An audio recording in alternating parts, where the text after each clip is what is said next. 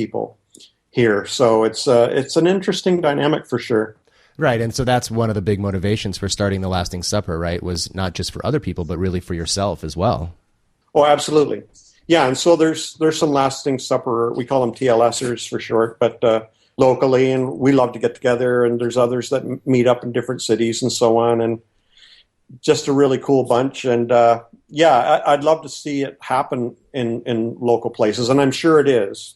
But I think it's going to increase because I call them spiritual refugees, these people who've left their spiritual homes and families and are just kind of wandering out there with no home and without any resources or shelter. Well, one of the big motivations for starting Life After God was the exact same thing. Like, I feel like there's a lot of resources for people who are Christians and going through a difficult time, but really committed to staying Christian and staying in their churches. They can go to their pastor, or they can go to their counselor that's a Christian or whatever. And then if you're, an atheist, and really a strong atheist, and you really feel like you're missing out on having friends and community, there are emerging communities where you can be atheist but there aren't really these in-between spaces where people can grapple with the questions, sort of Socratic spaces, where people can really wrestle with questions. And so I think part of my motivation, it was my motivation to start Life After God, was to really, some people had been saying to me, is there life after God, or what do we do? What is life after God? And I thought, well, that's perfect. Let's talk about that. Right.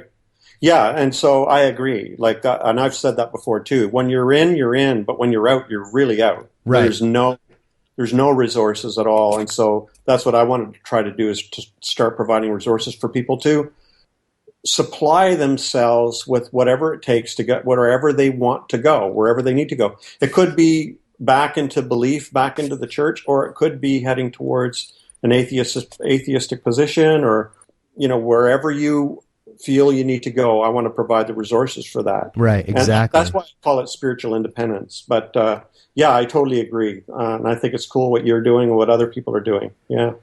I mean, one of the things I love about your book is the raw honesty of it. And I just, I've only known you, we've actually never met in person, and I've only known you online, for a fairly brief amount of time, but that raw honesty seems to be just part of your character. That's just what happens. And I'm sort of the same way. Sometimes people say to me things like, couldn't you just not say that? Like when I was being fired from my church, my conference president said, I know that you have this blog and you write for Huffington Post, and could you just maybe not mention that you are a Seventh-day Adventist pastor when you do that? That way it doesn't implicate us. And I'm like, but nobody cares what I think unless I have this position.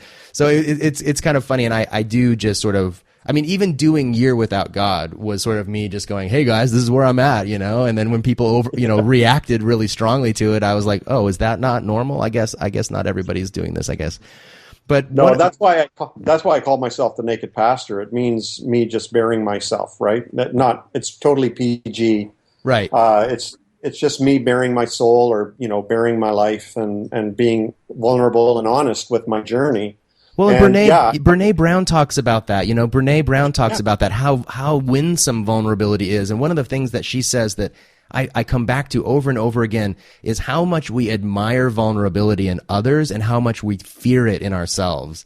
And it seems as though if you saw something like courage in another person, it would inspire courage in you. And sometimes it does. But somehow vulnerability is like, that's great that he's being vulnerable, but don't ask me to step into that space. Yeah. Yeah. Well, my cartoons, they go all over the place, and on Facebook and stuff. And I have people private message me saying things like, I just want you to know I really love today's cartoon, but I can't like it or share it or make a comment because then my family and friends will discover I like your stuff, and that just cannot happen. So it's like... Well, and this is another reason for the Lasting Supper and Life After God and other organizations that are helping people, because a lot of people are hiding in this space. Yeah, they are. Yeah, they are hiding. You referenced this one great quote. There are many great quotes that you bring into this, and I always love that about books. It kind of sends me on another reading list. But you have this great statement, and I'll start with what you were saying and then lead into the quote. It's sort of towards the end of the book where you've left your ministry and you're really deconstructing at a much deeper level. And you said, it's one thing to have a new awareness. It's another thing to integrate this into one's life, to move from one's head into one's living. I was living a schizophrenic life. I needed theological individuation. I had to learn how to practice what I thought. I had read about Byron Katie's experience, and then this is the quote. What I am went so far beyond what my beliefs at the time could encompass that I split apart. This is the split we all feel between the manifested self and the real self, and that can't be put into words either. I just thought that was so profound, this idea of being split apart into the manifested self and our real self. And I think a lot of people that are in this space of questioning their beliefs, in the process of leaving religion, it's this compartmentalization that we do in our minds. You know, we have all this physical evidence in the world that a lot of the stuff we've been taught to believe just isn't true, or certainly lacking in some real substantive argumentation. And then what we have this belief system that comforts us, that connects us to community, that connects us to our families. And we find that I found at least, that this split just finally grew so wide that I couldn't hold it together anymore. And it sounds like that's kind of your experience as well. Yeah. Yeah, no, it's powerful. Thanks for reading that. It's a good reminder. And, you know, I came to this place where I had peace of mind theologically and everything, but my life was a mess. I mean, we're having a huge lightning storm here right now. Oh, I wish we were having one here. Good grief. Yeah. Where I felt totally at peace of mind finally in my life, but my life blew apart. I mean, it was just, we were literally bankrupt. We had no friends. We had no community. We were alone. I lost my meaning in life, my purpose for living, my income. Like, it was a terrible, most darkest time of my life. And yet inside I felt I'd come to this incredible place. And I've met a lot of people who have arrived in their minds. Like they're free inside, but they're totally in bondage outside. You know, they're trapped. I know exactly what you mean. Yeah. Yeah. And that's how I felt at the end. I felt totally trapped, and I had to walk away and discovered I wasn't trapped. But I'm helping other people realize the same thing, like you did. I think, didn't you walk away for a year just to experiment, and lo and behold, you discovered this is where you wanted to stay? Isn't that basically? Yeah.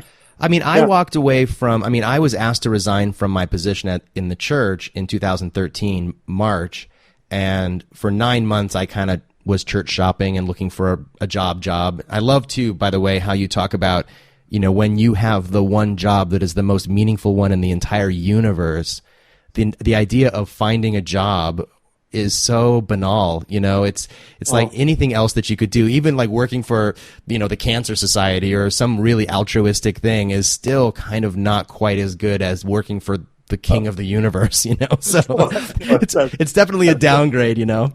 That's so true. Yeah. But I went through that whole exodus. And then in 2014, I was kind of like, you know what? I don't know that there's any church for me. I don't even know if the Bible's, you know, honestly, a reliable source of wisdom.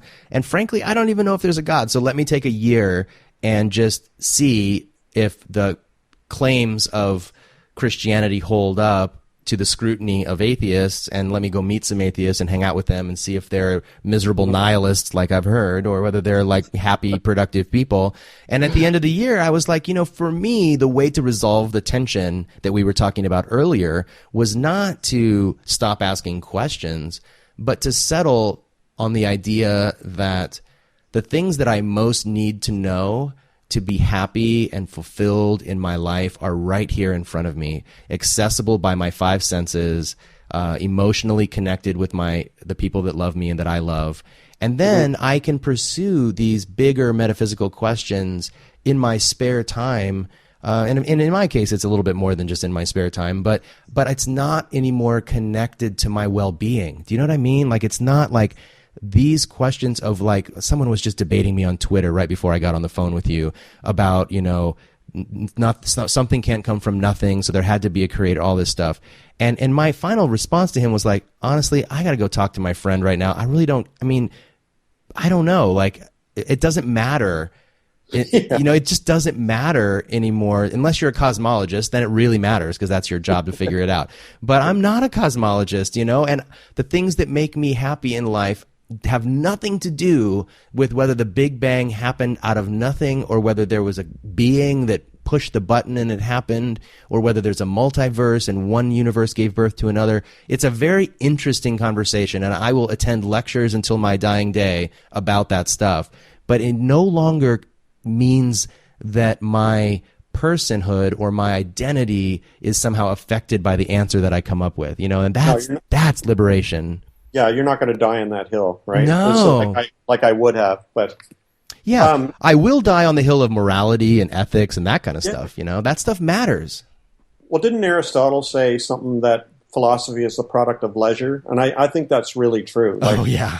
If we're always uptight and tightly wound, then, and we go back to my book, like I was tightly wound for 30 years or more, and then it let loose. And yeah, so Ryan, one of the things that helped me through my deconstruction was there were a few people around me who really helped. One was my spouse. I know some people experience great strain in their relationships, and some of them don't make it. That's understandable. I found a good counselor, and the Lasting Supper too. There was a community there that supported me through my deconstruction. That was a very important thing I wanted to mention. Yeah, that is important, and people are in such different situations. When I was losing my career and my job and my income and my faith, I was also losing my marriage and everything. And so the wheels were really coming off. And it was, as you've said before in this conversation, this odd mixture of feeling a new peace and freedom, and yet on the surface, this total chaos and like total deconstruction of all of the, I guess, foundations and support structures in my life. And right. I don't know that that's avoidable in my case. I think that sometimes things have to be deconstructed pretty much all the way down before you can build something new in its place. That's not always just, some people can renovate, but some people have to start over from the bottom up. Yeah, absolutely. And in many ways we had to as well. It was just like, it was the darkest, I have to say, the darkest time of my life. And so it's one of those things where, and I share it in my book, where the journey's still not over. I was ordained into the ministry many years ago, served the church for 30 years. Now it's been 5 years beyond it, but it's always asking the questions, moving forward, and finding whatever friends you can along the way that will give you support and believe in you, Absolutely. Yeah. I mean, that's so important. And I've, like some pastors, I was a people pleaser. I think maybe that's one of the reasons I went into pastoral ministry, to work with people. But through all these losses, I feel like I'm much less inclined to be a people pleaser than I used to be. I'm much more comfortable with people just disagreeing with me, and I'm much more comfortable just sort of walking away from that conversation going, well, that's fine, I guess. Like, that's what they think. This is what I think. I don't have to convince them. They don't have to convince me. I feel so much more comfortable in my own skin. On page 104, you're, continuing from where I was reading a minute ago, this kind of very raw, honest, sort of existential angst. And you said, I always identified as a Christian, and a professional one at that. I was paid to be an exemplary believer. Now what do? Do I just leave the faith and become a kind of churchless agnostic, or worse, as I feared, an atheist? Or do I figure out a new way of being a Christian? I didn't know what to do. And I think it's so interesting, and I'm so glad you put it in there. It is a vulnerability to put it in there. I realize this idea that the idea of becoming an atheist is a fearful idea. And I think a lot of Christians, or any kind of believer in a God, when they're faced with the possibility of atheism being a realistic possibility, the feeling is often fear. And I want to connect this to two cartoons that you have in here, which are hard to talk about because they're cartoons. That's the whole point. But I'll describe them briefly, and hopefully people will buy the book. There's one on page 66, and the title of it is My Personal Walk with Jesus Over the Years. And the first, it's a 4-frame. It's a square, but it's divided into 4 frames. And the top left, you're walking with Jesus. And the second one, you're walking with Jesus, but you're a little bit smaller. And the third one, you're walking with Jesus, but Jesus is kind of faint, kind of grayed out. And in the fourth one, you're just walking by yourself. And then on page 97, there's this other one toward the end of the book, which I find so interesting. And it's a rectangular cartoon in 6 squares, and progressively, like there's a dialogue box